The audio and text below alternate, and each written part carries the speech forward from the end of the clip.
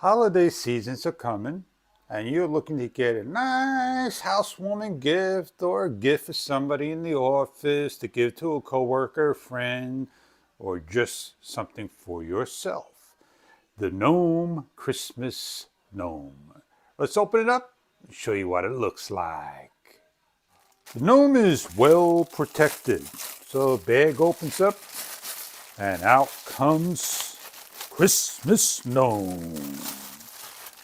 Now he can be placed on the table, give him a little pat down, and look how nice he is. He's white and fluffy, and he's holding a nice shape to his hat that can be adjusted.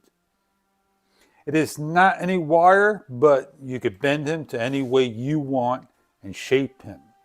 He's got a ceramic nose. He's got the fur that you could fluff him up. Give him a little bicycle mustache. Oh yeah. He's dressed for winter.